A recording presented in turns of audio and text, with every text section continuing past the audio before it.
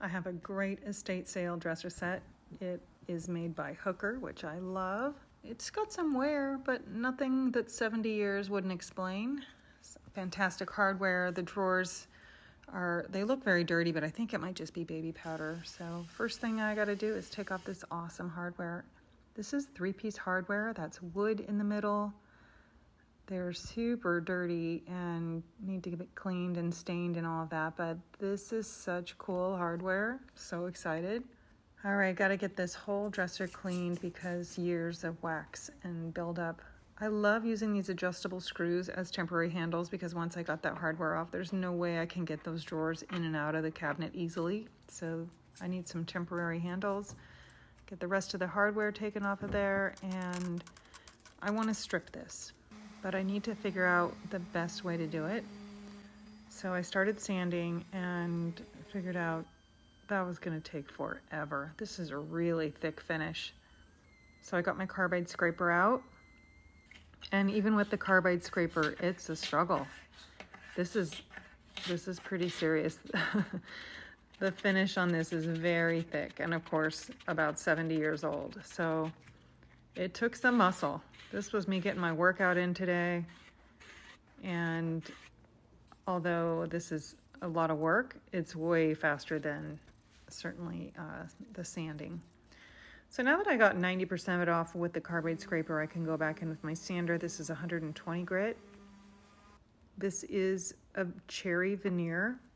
It's beautiful, but I have a lot of work still to do, and the bottom of this has massive chips out of the veneer. So I am playing a little drawer Jenga because these drawers are a little sticky, and I found a lucky penny. I hope that means this is going to be a good day. But the drawers really want to be where they were, and moving them around is not going to help. So I've got some sticky drawer issues to deal with that we'll figure out later, but I'm numbering them as I take them out, and here is the real issue. 70 years of wear, and look at the sawdust in the back. It has just worn a trough in there, so we've got to deal with that. But for now, I'm going to continue stripping, just getting all the stain off of the base. And I'm using carbide scraper, both of my sanders, some hand sanding. And then I want to test this wood to see what is it going to do if I were to just put top coat on it or oil it. And it turns orange. So I'm going to keep stripping. I have 6 more drawers to go. I do the entire drawer face, the sides, the inside, everything, just get it all cleaned up. And because I numbered these, I know where they live. So they're all going to go right back into their home. And I'm loving how this is turning out so far. So I want to address this issue. I was thinking I might wait until I get it how I want it and then go ahead and use some Blend-All sticks. But then there's also this trim piece that goes across the front that I thought, ooh, I have trim like that. I could totally match it and go along the sides. I'm using some miter shears to just cut a piece. And of course, just nailing that on with a brad nailer. And it does actually work. It matches the front. Little quick wood. If you're not familiar with this, it's a great option for wood filler. It's a 2-part process. You got to mix it up. I'm using that to fill all the holes. And I've got to deal with this drawer issue. Look at that. Look at the wear. This is 70 years of taking those drawers in and out, wood on wood, and it's just worn a trough. What am I going to do? Well, I decided I needed an epoxy. Bondo's not going to do it because it will wear back down, and this has a massive PSI strength to it. So it's a 2-part epoxy. It comes out in equal parts. You got to mix it really well, and then I dumped it in there. It wasn't enough, so I had to mix another syringe, and then I'm using a scraper to help level this out. I've got 15 minutes of working time, and then it cures in an hour. Look at that, nice and level. I actually let it sit overnight, and now it's hard as a rock. I did all these areas. Time to put the drawers back in, and they just glide in and out. Yay! Okay, since I know that this dresser turns orange when it gets wet, I got to do a paint wash. I mixed Algonquin with a little bit of Turtle Dove taupe and created this color, which I really like. So it's a watered down paint. You just paint it on and then wipe it off, and when it dries it becomes a little more translucent. I also want to get all of the stain off of this hardware. So cool. I love this stuff. But I feel like it's just a little bit too cool. So I added some stain to my top coat, and I'm using it just to tone it a bit. And I do like it, but I thought I'll add a little bit more to my top coat and spray it. And here's where disaster strikes. This just looks horrible. I thought maybe when it dries it'll look better, so I sprayed the whole thing. What a disaster. And I had to go in the house and cry for a minute. This was awful. So I gathered my thoughts, and I had a heart-to-heart conversation with myself, and I just couldn't bring myself to strip it back down again. So here I am scuff sanding.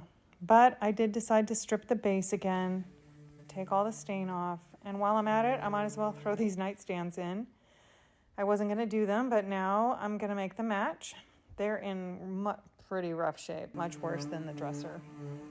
Needed lots of scraping. The finish had gotten water on it, but now I've got to strip that base. These took a long time. Get them cleaned up. I have lots of dents and dings and just lots of spots. So I'm using glazing putty here, and I'm really going to float the whole thing, or most of it anyway, to go in and just smooth out this whole surface because it's kind of a wreck. So while that's drying, I'm going to tape off the base of the dresser. I don't want any paint on that now that I've stripped it twice. I set up my big tent and wheel these things in there. Yes, these are getting painted. I really had the best intention to strip these, but it just all went wrong. So here we go with primer. This is Stick's primer. It's my favorite primer. It is tinted gray, and after it dries, I go in with a sponge like this, and this is where the magic happens. Make sure you sand after you prime. I'm using Evolution in Midnight Navy. This is one of their new colors this year. I haven't used it yet, so I am kind of excited now that I'm going to paint that I'm going to use this color. So I got that all ready to go and in my sprayer, and here's the magic. I'm loving this color. It's a beautiful dark navy. And with my sprayer, this is a Wagner Flexio 5000, and just it creates a beautiful finish for me. I think they're looking good. I pulled the drawers out, painted the edges, another coat of paint, and then this is top coat. While that's drying, it's time to address this hardware. You see it had a lot of guck and grime on it. And I'm putting in vinegar and water.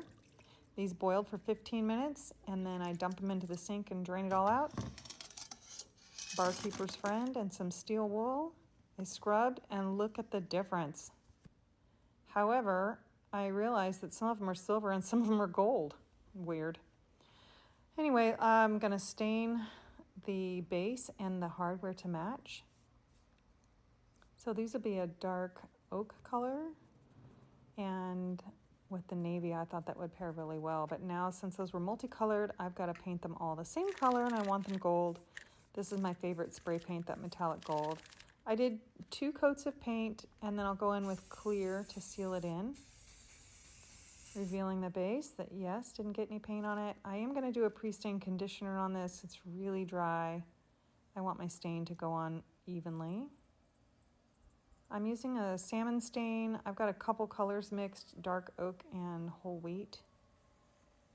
I just wanted something that wasn't too brown, had a little gray to it, but to warm things up. So top coat. This is my General Finishes top coat that I love. This is their High Performance Flat. I did about 3 coats of top coat there for the base, putting the hardware back on, and now a little conditioner for the inside of the drawers. They did have baby powder in them, so that's what made them look so horrible. Here's a look back at where we started, and this is where we are now.